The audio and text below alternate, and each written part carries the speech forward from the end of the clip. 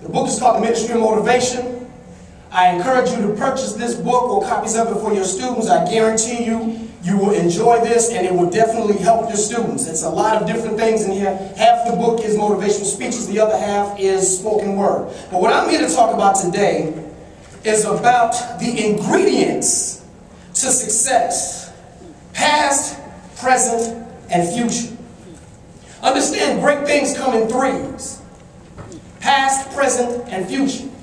Now understand one thing. They call this Black History Month, but I call it Black History Makers Month. Because every single day outside of this month, we're making history. So the history that's being made wasn't just made in 1943, 1968, 1972. History's being made right now. So I want to say to you, happy Black History Makers Month.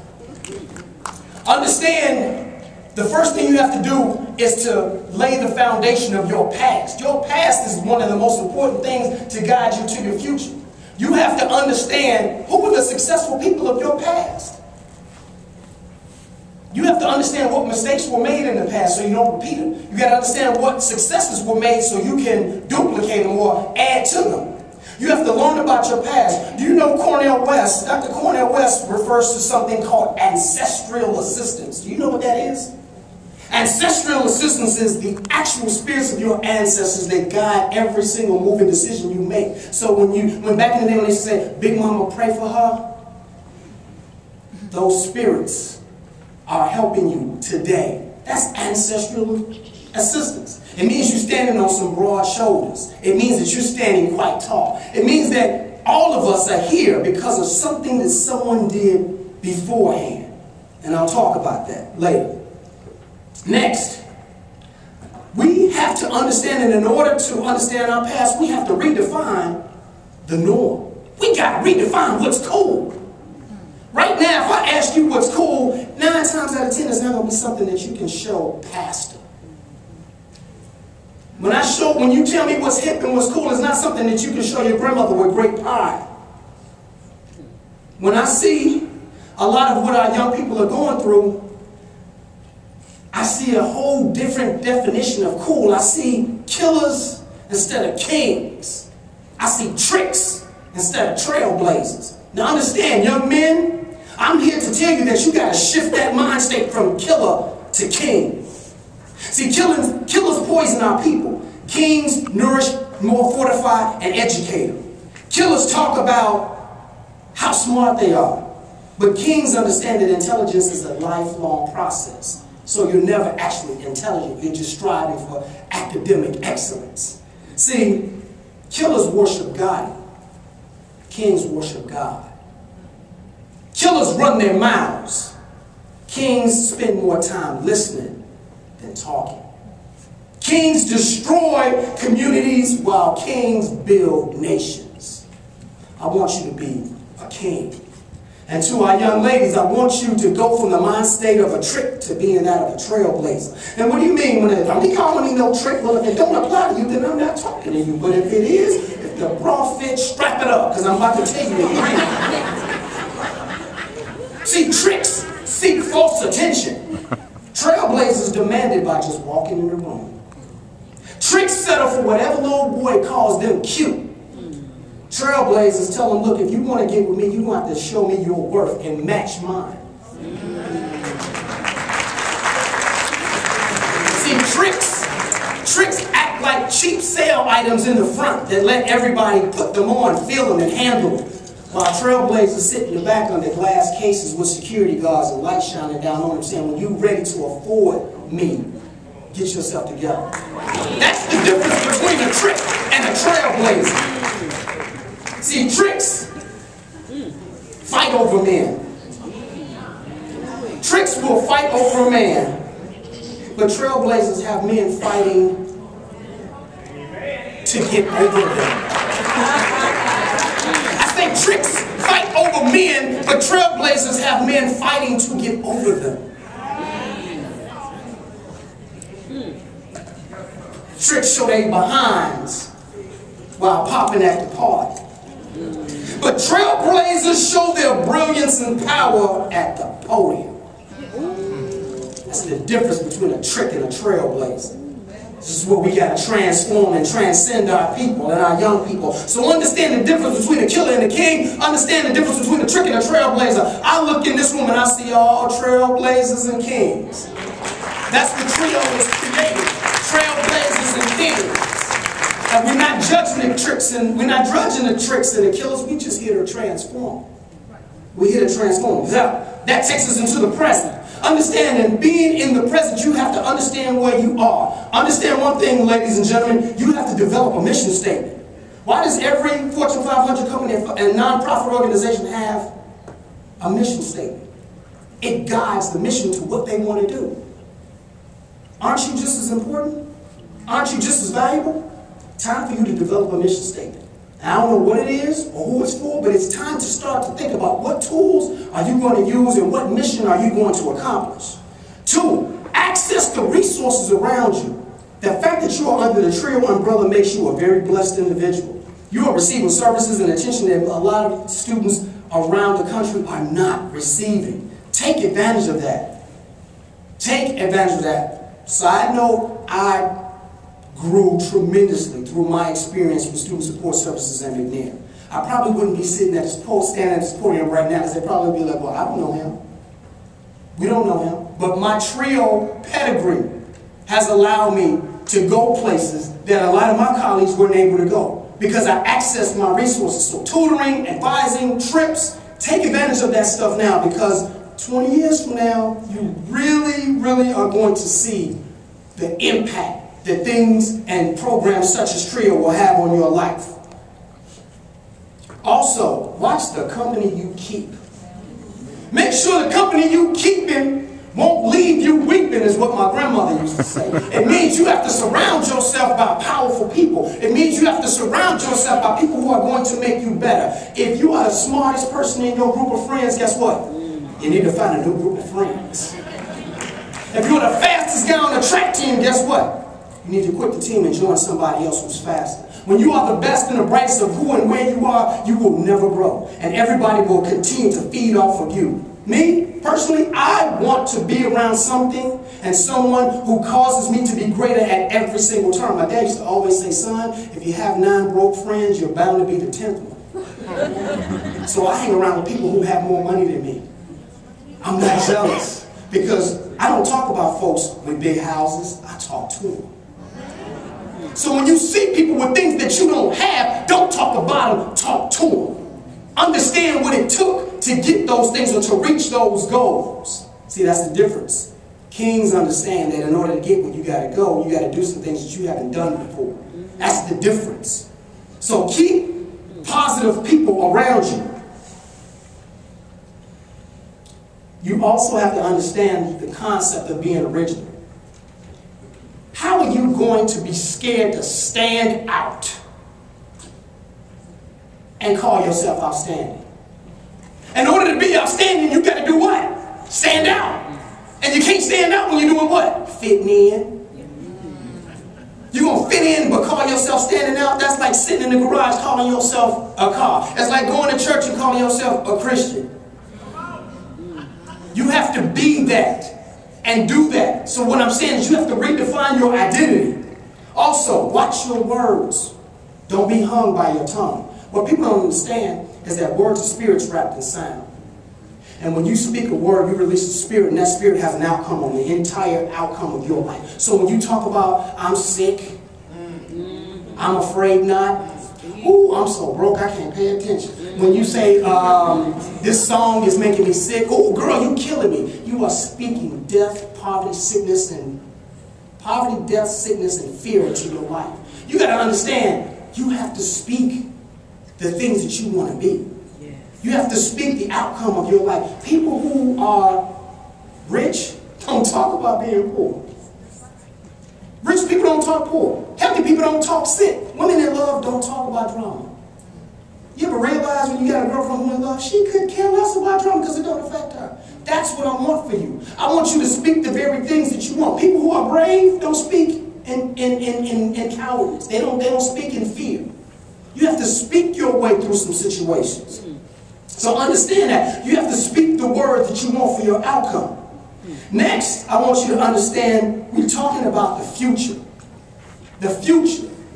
And one of the best ways that I can describe the future for you is in 4 words. It's not about you. Now, I know we're here to say congratulations and we're here to work with you guys, but understand this, it's not about you. It's not about you. It's never been about you.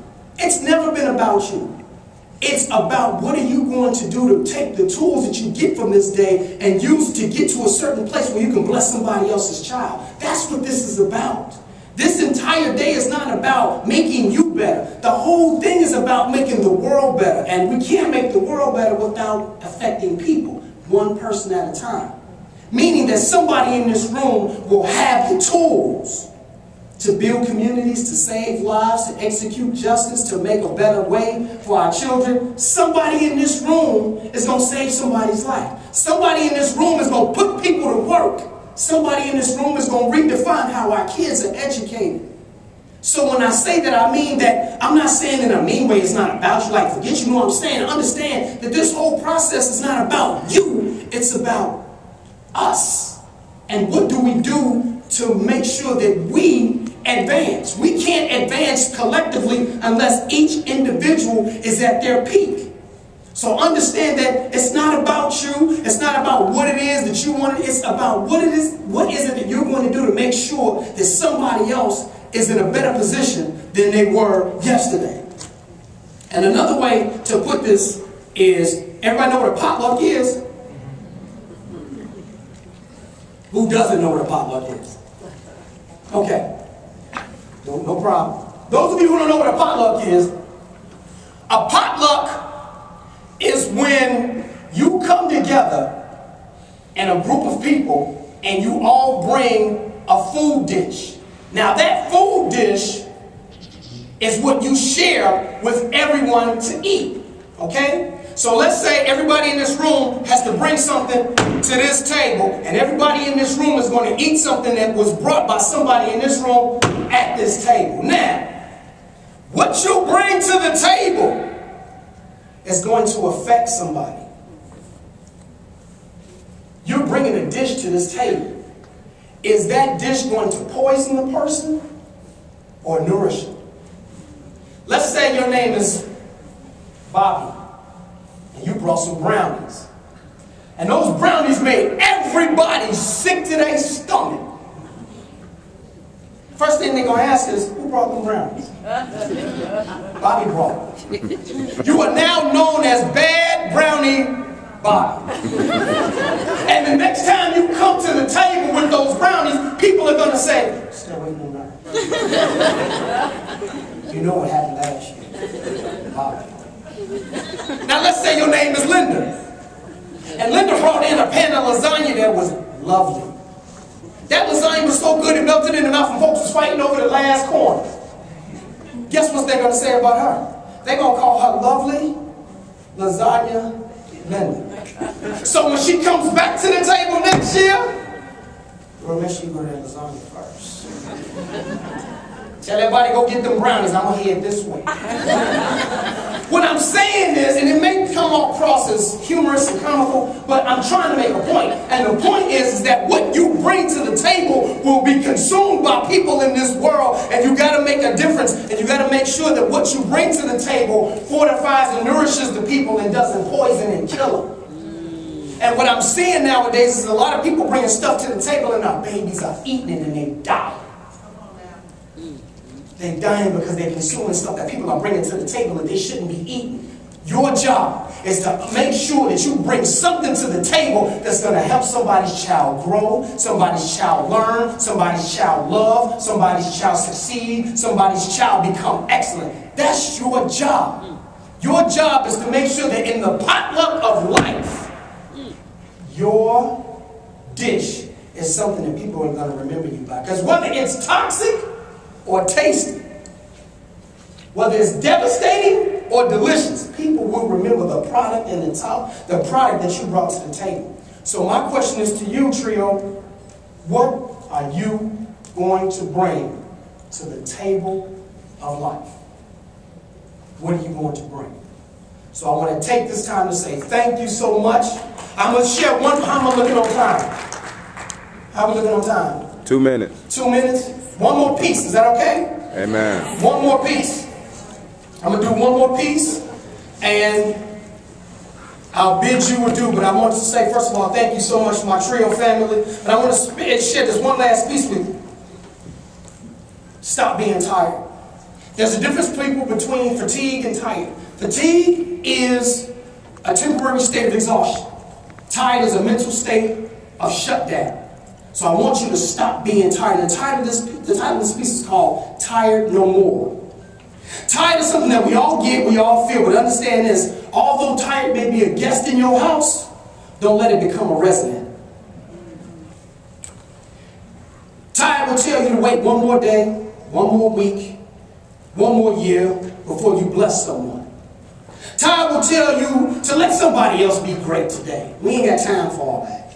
Tired will tell you it don't matter what you do, it's not going to work. Look at the person who tried it last time.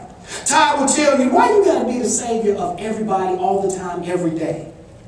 Tired is the reason that folks put all their business on Facebook and then jump up and say, stay out of my business. I say, tired is the reason that folks put all their business on Facebook, then jump up and have the audacity to say, stay out of my business. Tired will command you to sit back and be silent and just let life happen. Tired is the reason that folks are willingly accepting drugs, drinks, and drama as their holy trinity. Tired is a liability and a dependent that you do not want to claim on your taxes. Tired. Tired is the first one to criticize anybody who tries to be great. Tired is the reason that BET and VH1 are so successful while our teachers are failing. Tired is the reason that our babies want to be on a record with a record as opposed to owning the record company. I don't understand that. Tired is the reason that our young boys want to be killers instead of kings, and like I said before, our young ladies want to be tricks instead of trailblazers. It's tired. Tired is the reason that our children suffer at home and in these streets. Tired is the reason that our communities fall apart. Tired is the reason that relationships no longer last. Tired is the reason that modern day parenting is a joke. Tired. Tired is the reason that folks can't reach their God-given potential. Tired is the reason that folks blame God for everything that bad happens in their lives instead of blaming the devil. Tired is the reason that it takes a village to raise a child, but tired is the reason that the village is now the child's worst enemy. I said it takes a village to raise a child, but it has now become where tired is the reason that the village is the child's worst enemy. Do yourself a huge favor. Kick tired to the curb. Get them out your house. Take them out of your house and bring in some positive folk like love, ambition, hope, drive, dedication. See, they'll also bring relatives too that will continue to enhance and affect the ways that you do stop and think things. So the dynamic atmosphere of your home, your neighborhood, your school, your church, your family will all be affected when you stop being tired. Tired no more. Thank you so much, trio. Have a great conference, and I wish you all the best. Thank you.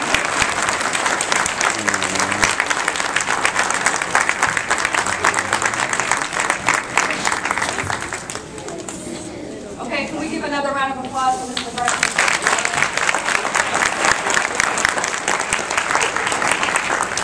On behalf of Trio and Iliad, I just want to give you a token of our appreciation. Thank you. Thank you, trio. Thank you so much.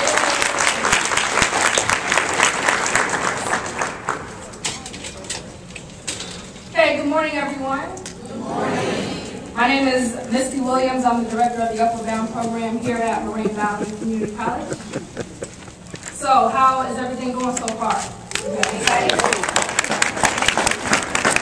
Okay,